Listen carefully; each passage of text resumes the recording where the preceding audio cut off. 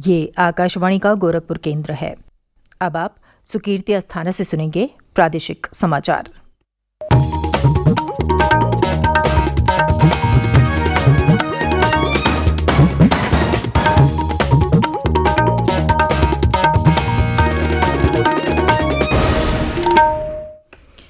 पहले मुख्य समाचार।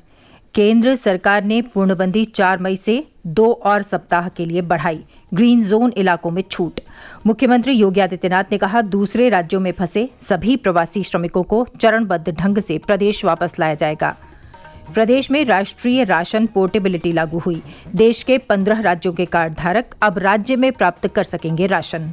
और कोरोना संक्रमण के 116 नए मामले मिलने के बाद प्रदेश में संक्रमित व्यक्तियों की संख्या बढ़कर 2328 हुई।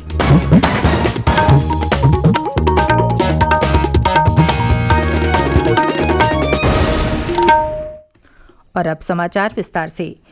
केंद्र सरकार ने मौजूदा लॉकडाउन की अवधि को 4 मई से 2 और सप्ताह के लिए बढ़ाने का फैसला किया है। गृह मंत्रालय ने आपदा प्रबंधन अधिनियम के तहत लॉकडाउन की अवधि बढ़ाने का आदेश जारी कर दिया है। गृह मंत्रालय ने कहा कि ये निर्णय देश में कोरोना संक्रमण की स्थिति की व्यापक समीक्षा के बाद लिया गया है।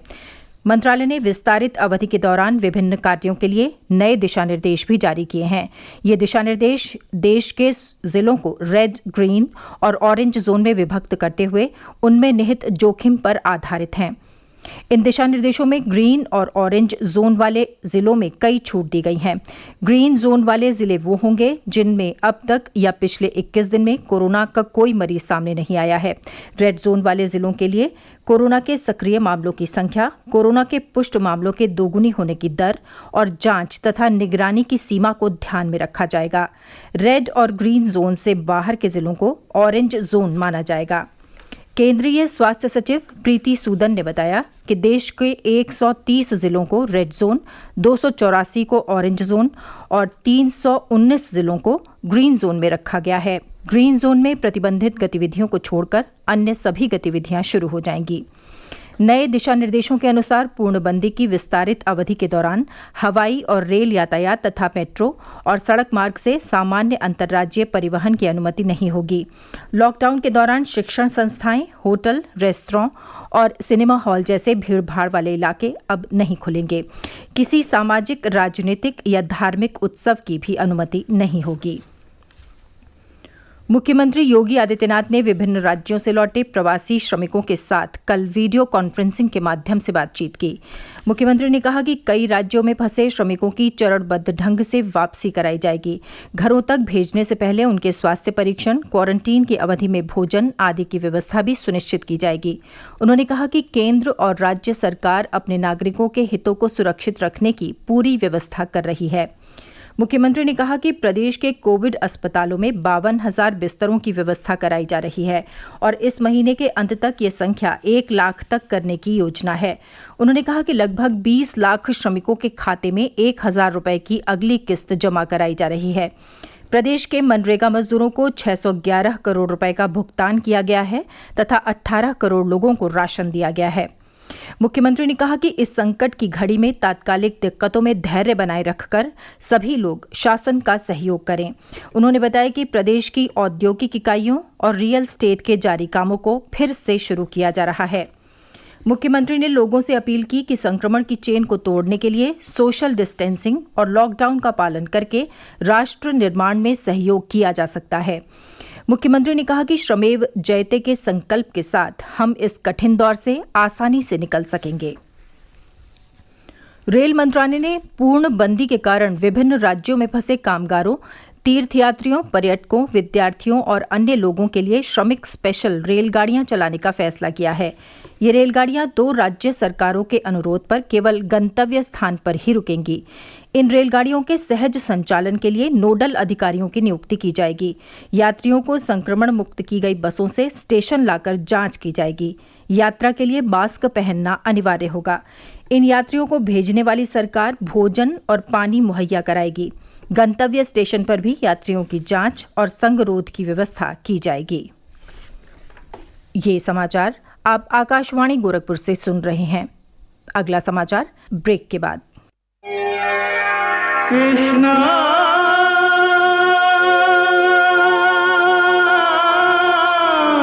दर्शकों का पसंदीदा धारावाहिक श्री कृष्ण जल्द आ रहा है डीडी नेशनल, फ्री डिश और अन्य डीटीएच चैनल पर। सब्सक्राइबर्स अपना चैनल नंबर नोट करें।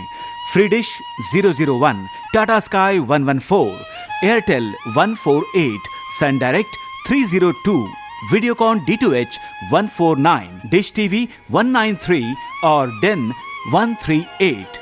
आगामी आकर्षण धारावाहिक श्री कृष्ण।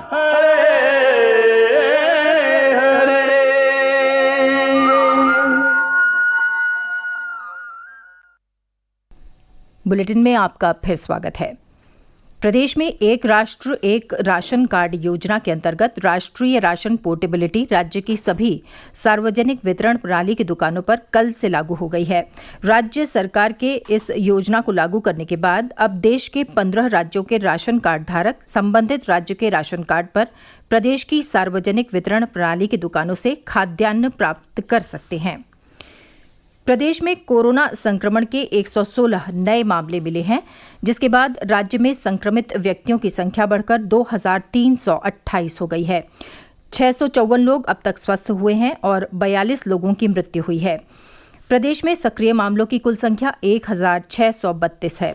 राज्य में कल आगरा में सबसे अधिक 29 नए मामलों की पुष्टि हुई। गौतम बुद्ध नगर और फिरोजाबाद में 13-13, कानपुर नगर में 12, लखनऊ में 8, हापुड़ में 7, सहारनपुर और एटा में 5-5, संत कबीर नगर, बांदा, मेरठ और गाजियाबाद में 3-3, बस्ती, प्रतापगढ़ में 2-2 और उन्नाव, संभल, भदोही, प्रयागराज तथा हाथरस में 1-1 व्यक्ति में कोविड-19 संक्रमण की पुष्टि हुई है।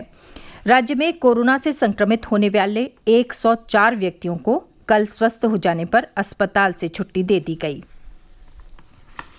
शामली जिला मास्क बनाने में प्रदेश में प्रथम स्थान पर आया है। जिले में स्वयं सहायता समूह अब तक 2,22,000 से अधिक मास्क तैयार कर चुके हैं। इनमें से 1,62,000 से अधिक मास्क का निःशुल्क वितरण किया गया है। राष्ट्रीय ग्रामीण आजीविका मिशन के उपायुक्त ने बताया कि जिले को 30,000 मास्क बनाने का लक्ष्य मिला था, लेकिन जनपद ने प्रदेश में सबसे ज्यादा 2,22,000 से अधिक मास्क बनाने का रिकॉर्ड बनाया है। प्रदेश में गोरखपुर, कुशीनगर, बलरामपुर, कानपुर, सुल्तानपुर और औरैया सहित विभिन्न जनपदों में पिछले 2 दिन से तेज हवाओं के साथ रुक रुक कर वर्षा के समाचार हैं। मौसम में आए इस बदलाव से गेहूं की कटी फसल को भारी नुकसान पहुंचा है। कई स्थानों पर मंडियों में खुले में रखा गेहूं भीग गया है, जिससे किसानों को भारी क्षति हुई है। मौसम विभाग ने फिलहाल मौसम के ऐसा ही बना रहने का अनुमान जताया है। रामपुर और फतेहपुर सहित कई जनपदों में ओलावृष्टि से फसलों को नुकसान के समाचार हैं। उधर कुशीनगर जिले के हाटा नगर पालिका क्षेत्र के करमहा नगर में कल सुबह आकाशीय बिजली गिरने से एक महिला सहित 2 लोगों की मृत्यु हो गई। बस्ती जिले के नगर थाना क्षेत्र के गांव रौसिंघापार में आंधी में गिरे हाई टेंशन तार की चपेट में आने से एक व्यक्ति की मौत हो गई। और अब कुछ संक्षिप्त समाचार। रामपुर में लॉकडाउन का उल्लंघन करने और सामाजिक दूरी का पालन न करने पर जिला प्रशासन ने शहर के सिविल लाइंस स्थित एक अस्पताल को सील कर दिया है। नगर मजिस्ट्रेट सर्वेश कुमार गुप्ता ने बताया कि अस्पताल में बड़े पैमाने पर अनियमितताएं मिली, जिसके बाद ये कार्रवाई की गई। पीलीभीत जिले में लॉकडाउन का उल्लंघन करके दुकान खोलने वाले 6 दुकानदारों के खिलाफ मुकदमा दर्ज किया गया है। एक क्लिनिक को भी सील करके डॉक्टर को गिरफ्तार किया गया। अलीगढ़ में कोरोना संक्रमण के हॉटस्पॉट क्षेत्रों में जिला प्रशासन आवश्यक वस्तुओं की आपूर्ति सुनिश्चित कर रहा है। जिलाधिकारी के निर्देश पर हॉटस्पॉट इलाकों में कोटेदार राशन वितरण का काम घर घर जाकर कर रहे हैं। हॉटस्पॉट क्षेत्र उस्मानपाड़ा में अब तक 442 घरों में राशन की होम डिलीवरी की गई है। आजमगढ़ जिले में अंतर्राष्ट्रीय श्रम दिवस पर कल जिलाधिकारी ने मनरेगा में 3 वर्ष तक लगातार प्रतिवर्ष 100 दिन कार्य करने वाले कामगारों तथा श्रम विभाग में पंजीकृत श्रमिकों को अंग वस्त्र, सैनिटाइजर और मास्क देकर सम्मानित किया। बलिया जिले में होम्योपैथिक विभाग 67 गांव में निःशुल्क होम्योपैथिक दवा का वितरण करेगा।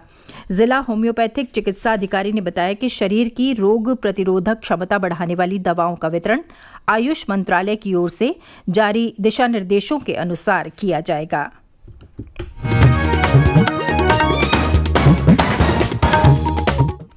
और अंत में इस बुलेटिन के मुख्य समाचार एक बार फिर। केंद्र सरकार ने पूर्णबंदी 4 मई से 2 और सप्ताह के लिए बढ़ाई, ग्रीन जोन इलाकों में छूट। मुख्यमंत्री योगी आदित्यनाथ ने कहा, दूसरे राज्यों में फंसे सभी प्रवासी श्रमिकों को चरणबद्ध ढंग से प्रदेश वापस लाया जाएगा। प्रदेश में राष्ट्रीय राशन पोर्टेबिलिटी लागू हुई। देश के 15 राज्यों के कार्ड धारक अब राज्य में प्राप्त कर सकेंगे राशन। और कोरोना संक्रमण के 116 नए मामले मिलने के बाद प्रदेश में संक्रमित व्यक्तियों की संख्या बढ़कर 2328 हुई। इसके साथ ही समाचार बुलेटिन समाप्त हुआ। नमस्कार।